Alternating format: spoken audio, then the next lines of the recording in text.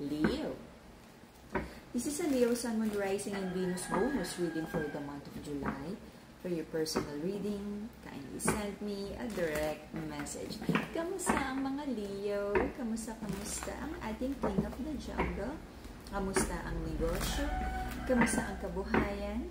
Kamusta ang iniintay na promotion, increased recognition? Kamusta ang puso, Leo?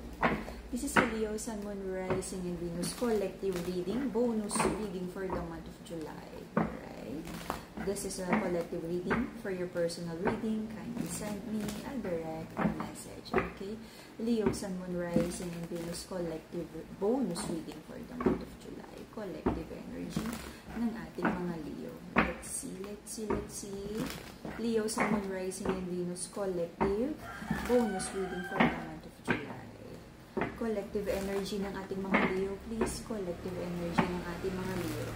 Guidance, trabaho, kabuhayan, puso, personal growth. Let's see. Ingat sa mga scammers at ang ating mga crystals naka-promo pa din. Leo.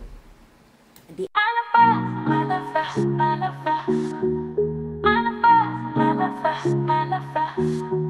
Empress, you're focusing on your financial stability, growth, no? Yung mga bagay na like gusto mong ma-achieve para sa sarili mo. Okay? Nagkaroon ng disagreement sa partnership na to. Sabi ng feminine sa connection na to, maraming non-negotiable, maraming hindi katanggap-tanggap sa relationship na to. But sabi ng feminine, sige, bigyan pa rin ng another chance. Walang pagbabago, walang progress, but very optimistic. I feel din naman, no, Leo, kung nagkakaroon ng mga like delays sa kabuhayan na like for the wheel of fortune to be in your favor, konting kapit pa, konting kembot pa, okay? Kung ano man yung mga like planting season mo, darating ang harvest time, okay? The wheel of fortune is here. And nakikita ko rin dito na meron ding lesson sa'yo si God, na meron ka mga bagay na kailangang matutunan, may mga bagay kang kailangang like for you, parang change, no? Realization, wisdom, change na kailangan mong gawin para makuha mo yung success na gusto mo. Ito yung energy na may mga bagay na kailangan nating paghirapan, intayin para mas i-value natin. Okay, tinuturuan ka ni God right now ng napakalaking lesson para pagdating nung malaking blessing para sa'yo, iingatan mo. Okay? I feel nagkaroon na ng malaking blessing sa'yo in the past. Love or business or kaperahan man yan. Pero I feel meron kang mahalagang blessing na nasayang mo. Kaya this time, sabi ni God, bago ka bigyan ng magandang blessing ulit, i-check ni God kung natuto ka na at kaya mo ng pahalagahan tong pera, kabuhayan, negosyo, trabaho, career, or person na to. Okay? Meron kang hinihintay na malaking blessing, kaperahan na magdadala ng financial stability. I feel nagkaroon ng malaking loss of money with the Ace of Pentacles in reverse. It could be like nagkamali ng investment, na lugi, na utangan, maling investment, okay? But right now, kasi may energy na ng judgment in the pride, lahat ng tama, ginagawa mo na. Kinokorek mo. But I feel, no, kailangan mo pa rin ng someone na parang accountability partner na parang i-check ka, yung kaya kang i-real talk na, uy, mali ang ginagawa mo, uy, nagtitiwala ka na naman dyan, okay? May nakikita ako dito na may mga connections na hindi mo nakikita, na hindi maganda ang intention sa'yo, or meron ka mga hindi nakikita about certain situations na maaari mo na namang ikapahamak, okay? Potential lang, so mag-ingat, okay?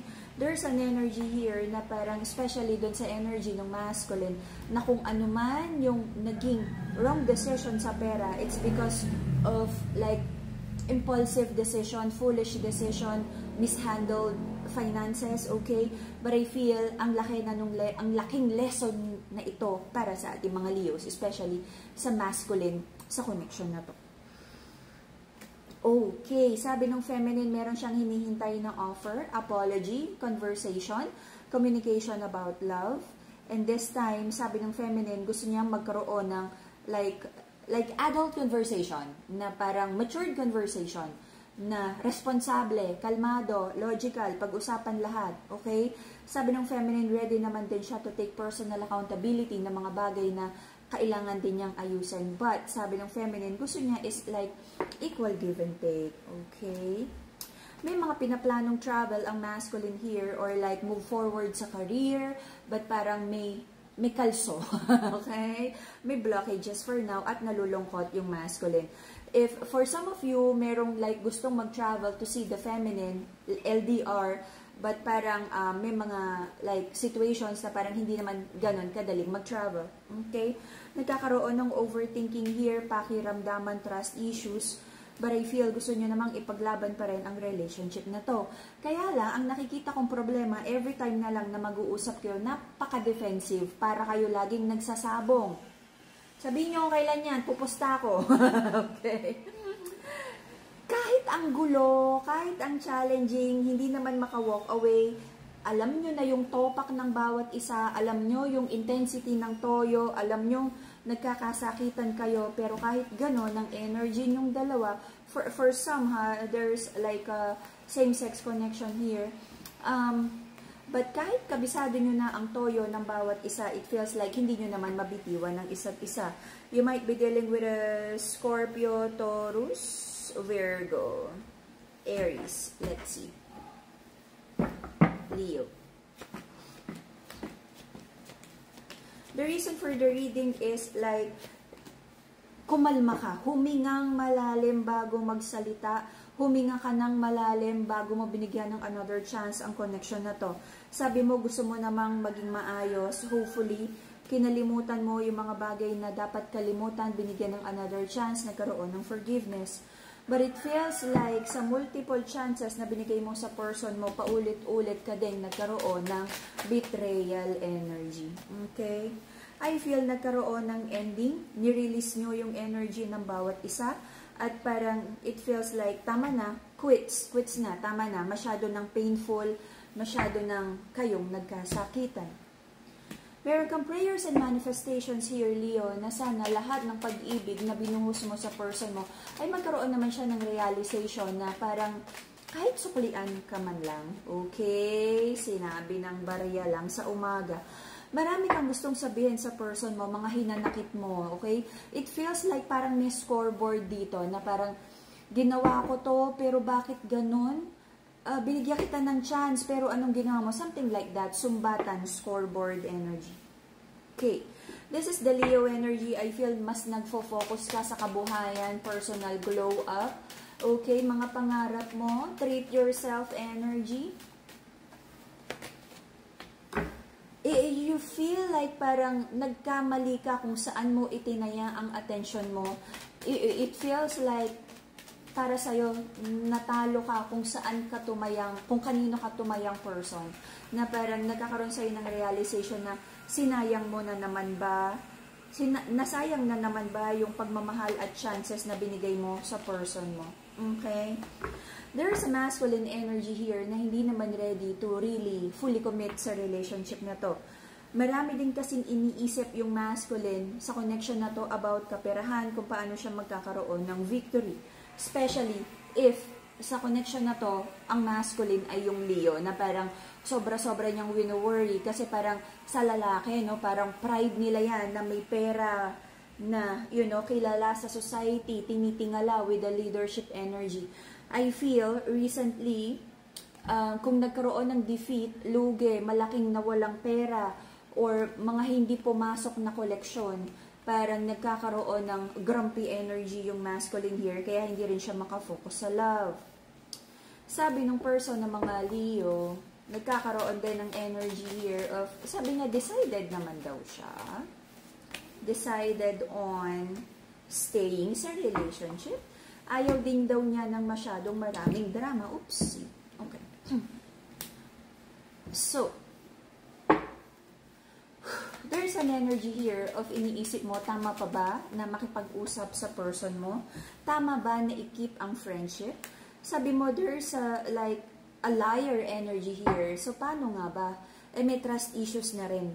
Paano nga ba to magiging maayos na parang wala na rin namang tiwala? Okay?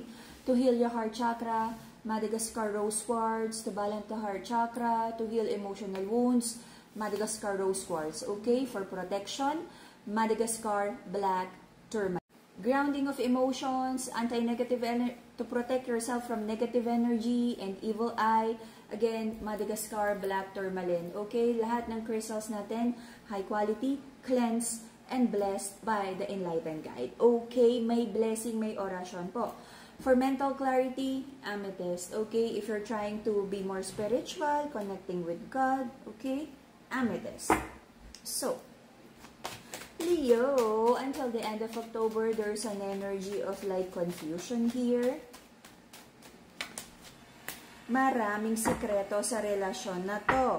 And I feel someone is entertaining multiple options. Kaya nagkakasakitan eh. It's like someone is expecting na maging maayos, na magkaroon ng commitment, but someone is parang walang direksyon, na parang bulating inasinan. Okay? Someone is ready for commitment, but the other person is open for options. At kung ano man tong like lack of commitment about the relationship, ma-unearth, ma-reveal na naman na the other person who's ready for commitment, maaari na namang masaktan. Okay. Here, if you're manifesting abundance, Brazilian citrine, the yellow and happy crystal. Meron din tayong carnelian for good luck and motivation. Okay? Para sa nagtatanong ng another like option for love and money, we have the cinnabar bracelet. Okay, dokie. So, conclusion tayo. For now, Leos, I feel, especially on the side of the masculine, may confusion. Ano ba talaga ang gusto? Sino ba talaga ang gusto? Ready na bang mag-commit? Ano na ba ang gagawin? Mag-o-offer ba? Mag-o-apology? Ano na ba talaga ang gusto ng masculine here? And because of that, may isang feminine, the Empress here, na umaasa siya na siya ang queen, na siya pa rin ang like crown holder. Okay? But maaaring masaktan ang person na to because sabi niya, umasa na naman siya. But there is the sword of truth and victory here na parang kung ano man ang lalabas na katotohanan na may inililihim na multiple options or may ine-entertain na multiple options yung isang taong hindi pa ready to commit, this would feel like a blessing in disguise na ang sakit, pero at least with the sword of truth, nakuha mo yung katotohanan. Alam mo, feeling ko ilang beses nang sinampal sa'yo yung katotohanan na hindi naman ready yung masculine sa commitment eh.